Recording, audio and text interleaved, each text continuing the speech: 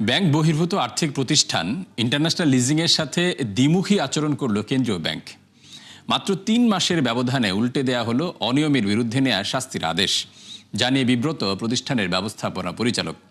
মুখপাত্র জানান, কী কারণে এই সিদ্ধান্ত দেয়া হয়েছে তা খতিয়ে দেখা হবে, নেওয়া হবে প্রয়োজনীয় ব্যবস্থা। বিস্তারিত জানাচ্ছেন আব্দুল জাহের আনাস।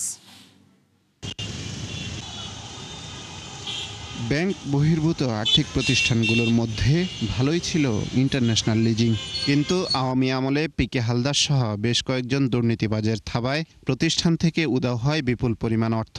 এরপর নানা উত্থান পতনের পর আদালত থেকে প্রতিষ্ঠানটিকে টেনে তুলতে সাবেক সচিব নজরুল ইসলাম খানের নেতৃত্বে দেওয়া হয় বোর্ড। অথচ টেনে তোলার পরিবর্তে প্রতিষ্ঠানটিকে আরও ডুবিয়েছেন তারা।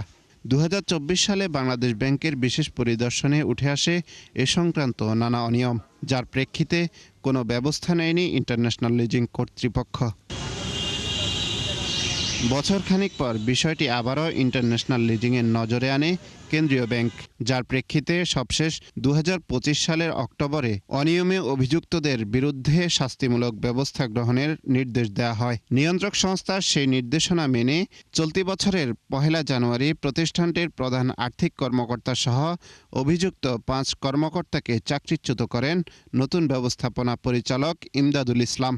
কিন্তু ঘটনা উল্টা পথে হাঁটে মাত্র ২৫ দিনের মাথায়। ২৫ জানুয়ারি নতুন এমডিকে আরেকটি চিঠি দিয়ে চাকরিচ্যুতির ঘটনায় ব্যাখ্যা চায় বাংলাদেশ ব্যাংক। এমনকি এমডির পদ থেকে অপসারণ না হওয়ারও কারণ জানতে চায় নিয়ন্ত্রক সংস্থা। ইনভেস্টিগেশন হয়ে গেছে, তাদের রিপোর্টও আছে, বাংলাদেশ ব্যাংকের অর্ডার আছে, নির্দেশ আছে, এবং আমাদের লয়ারেরও এখানে তাদের ওয়েটিং আছে যে হ্যাঁ এদের বিরুদ্ধে ব্যবস্থা নেওয়া হোক। আমি সেই বেসিসে ব্যবস্থা নিয়েছি। ৫ জনের বিরুদ্ধে ব্যবস্থা নিয়ে তাদেরকে ডিসমিস করা হয়েছে।